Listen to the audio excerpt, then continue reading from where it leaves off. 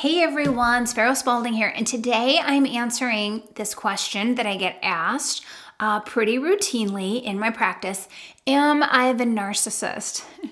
And I want to start off by saying, chances are if you ask the question, most likely the answer is no.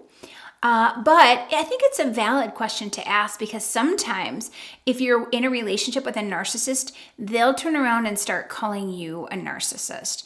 And you have to really be careful of that. So I did compile a list of traits that I'm going to present to you, and you can ask yourself, okay, how many of these boxes do I check? And do I have some narcissistic traits? Now, here's the deal. I do talk about in other videos, I talk about reactive narcissism. And that's where we pick up on some bad habits and traits because we live with a narcissist and we use them more out of self-preservation and just to poke back at them because they drive us crazy and they hurt us.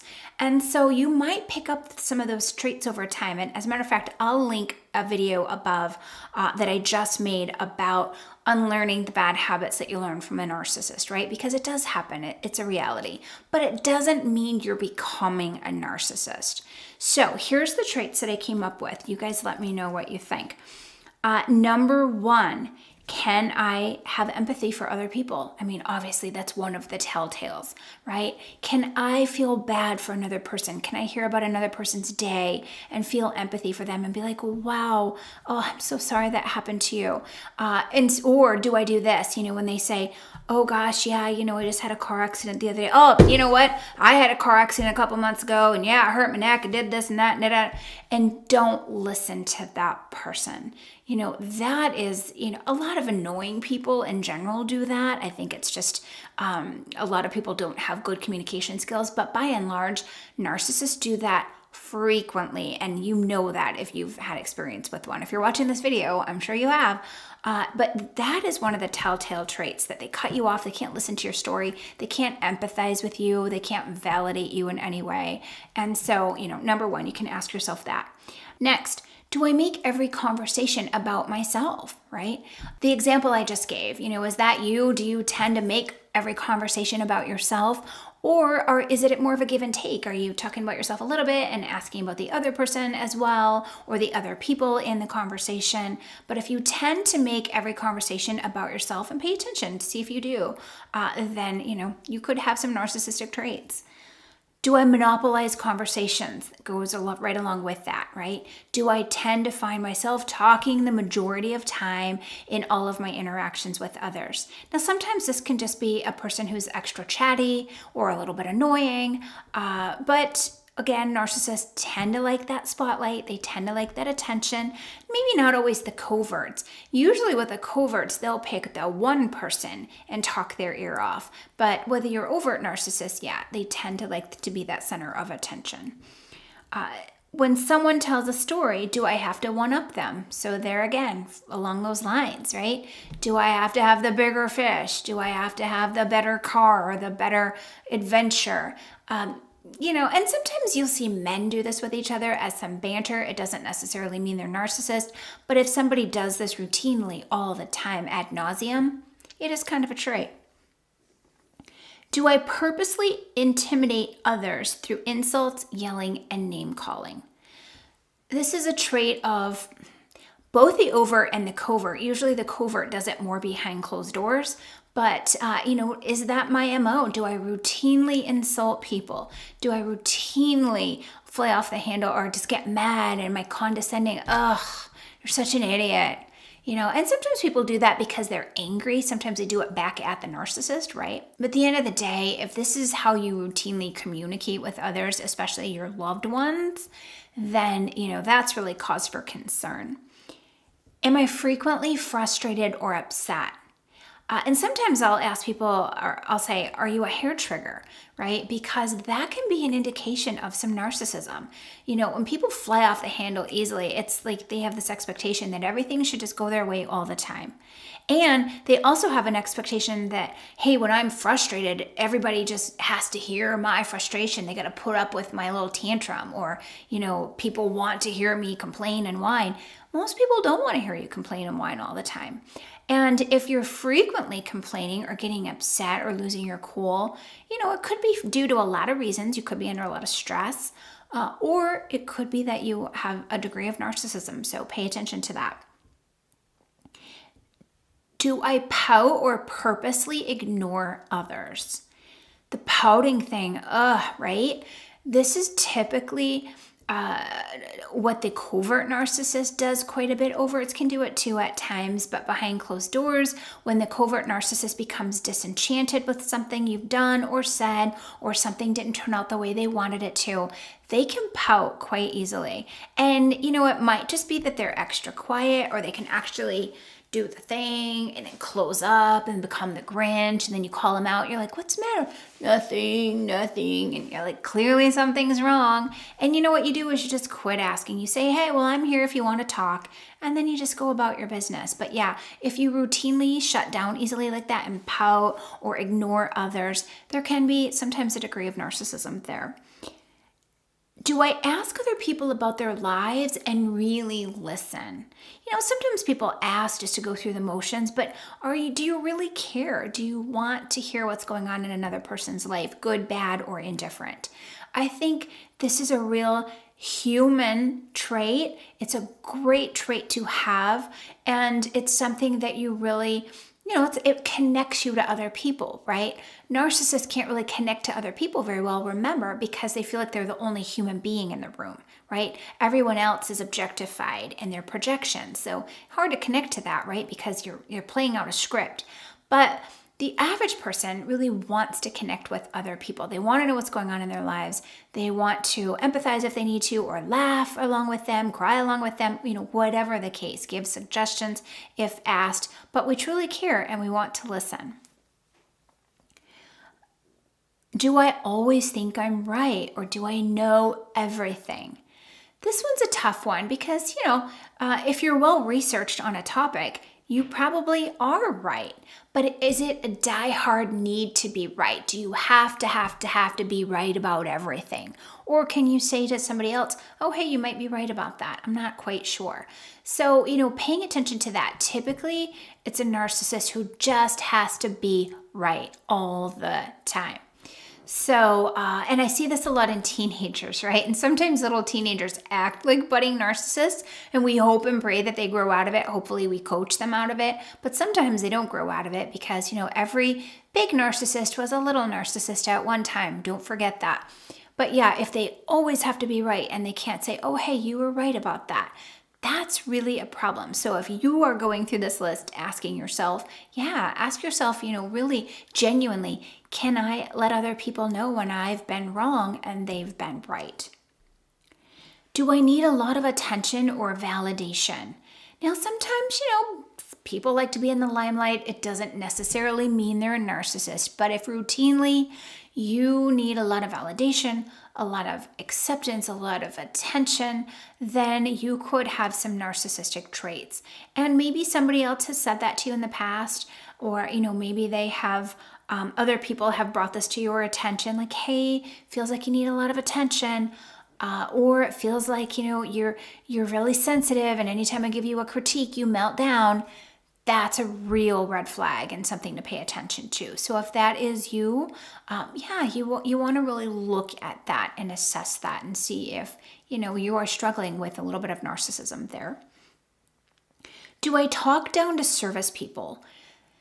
Yeah, do you? Hopefully not. And it doesn't mean that you'll never get frustrated with a service person, but is it your MO? Is it sort of your go-to to intimidate service people? I remember growing up one time being in a Chinese restaurant in the middle of nowhere in Wisconsin on a Christmas break with my dad, his wife, and my brother. And we went to this teeny tiny little Chinese restaurant, and my dad ordered a dish and he didn't like it, and he started screaming and yelling, and I was so embarrassed. He was cussing, and he said, one thing I remember he said is, "This shit tastes like it came out of an effing can." And I was about 14 years old at the time, and it was Christmas, it was cold. I got up and I went and I sat in the car, and I did not finish my dinner, and I sat in the car and froze. but I was just not, even back then, it was like, I am not going to be a part of this. I was humiliated. I was humiliated for the waitress. She was a young girl. And I just couldn't condone it in any way. It was mortifying.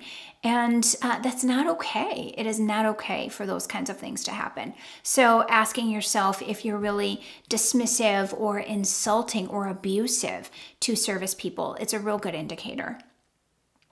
Do I get jealous of others easily? This is one that, you really got to sit with it, because everybody likes to say, oh no, I don't get jealous. But do you? Do you get envious of others? And what is that about, right? Narcissists, by the way, think they should get all the praise and accolades without doing the hard work a lot of times. I mean, sometimes they'll put in the hard work, and then they get really pissed if they're passed over or looked over for a promotion or so forth. But a lot of times, especially the covert narcissist thinks he should get maximum praise for minimum effort. And it's a real, cognitive distortion, and it's not reality. So frequently they will become envious of others. Even if, by the way, let's say the narcissist makes really poor choices and this person over here makes really great choices, and so maybe they have more money or a nicer home, the narcissist will begrudge and be jealous of this person, even though they know, well, they did this over here and I did this over here. So really pay attention to that. So asking yourself, do I get jealous easily of others? Am I a big whiner? Are you? Ask. I mean, we all know narcissists who are big whiners, but a lot of covert narcissists are whiners. And, sometimes people don't even know they're whiners. Every once in a while, I'll get a client, and at some point I'll have to say, maybe no one's ever told you this, but you have a real whiny tone to your voice. And it's always a hard thing to say. It's hard for them to hear. And sometimes I'll say, let me record you talking and I'll play it back for you and you listen. But a lot of times it'll be like, oh, and he said this, and she said this, and oh, can you believe this happened?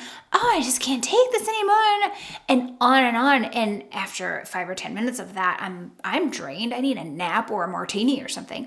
And a lot of times people don't even know that they're coming across that way. And when typically people are whiny like that, I tend to see them as stuck somewhere in childhood or adolescence, or at least a facet of them is stuck.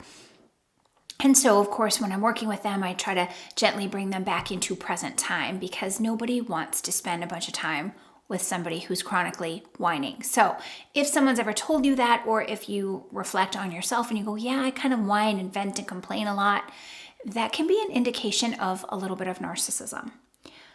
Do I lie fairly regularly, right? We all know that is a telltale sign of narcissism. And if you do lie, why? Why do you lie? What are you lying about? Lying is really disrespectful to yourself. It's disrespectful to other people. Is it a trust thing?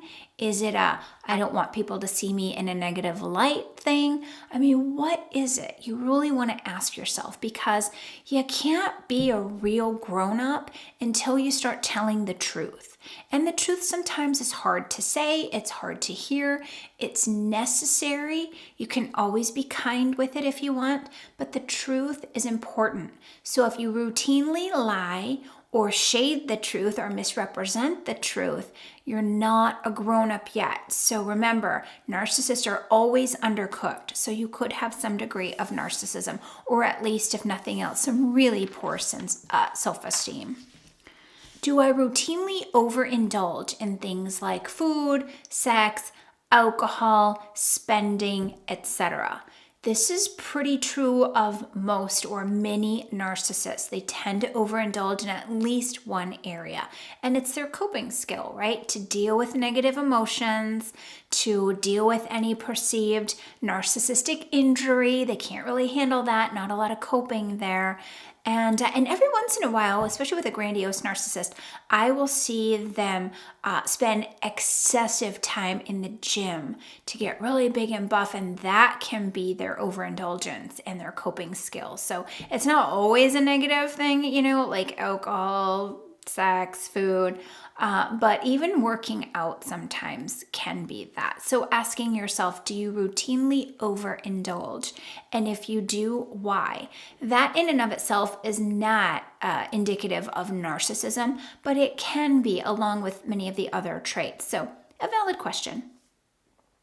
Can I admit when I'm wrong, apologize, and make amends? This one's huge. Narcissists cannot do this. They can't do it. They would rather punch themselves in the face all day long than take ownership, apologize, and not only apologize genuinely.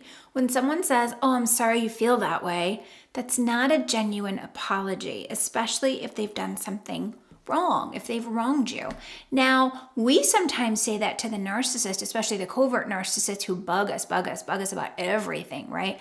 Sorry you feel that way. Sorry you feel that way. Oh, I feel like you're ignoring me. Sorry you feel that way, right? It doesn't mean we're narcissists, but narcissists by and large do use that line because they can't take ownership. To take ownership means they're no longer the martyr in their story. They're no longer the victim, and they're just not willing to accept that. Their false narrative is everything. It's what their false sense of self is built on. So apologizing to you, it would take an act of God. It would take you walking out the door, filing for a divorce, or, them for some reason being really scared of you leaving. Okay. Now, conversely, I will say this. The covert narcissist sometimes can apologize excessively, but they don't mean it. It's just because they're feeling so empty and they're so afraid of abandonment. So they'll be like, I'm sorry. What can I do for you? What can I do? And it's really just out of fear. It's not genuine. Okay.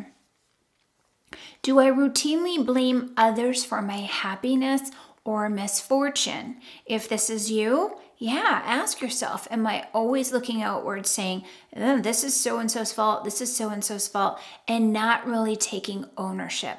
I've known a few people like this in my life, and oh my gosh, they make me want to run screaming. It is so annoying. It is so frustrating. People who never concede their part in anything, and they're just routinely blaming. So, if you're watching this video, if you're really thinking, am I a narcissist? Ask yourself, do I routinely blame others and fail to take accountability and responsibility for my mistakes or, even my just unintentional errors? Can I do that? So guys, let me know. I'm sure this is not an exhaustive list. Drop a line in the comments and let me know what traits that you think should be added to this list. If you found this helpful, guys, please like, share, and subscribe. And as always, hug yourself from me. We'll see you next time.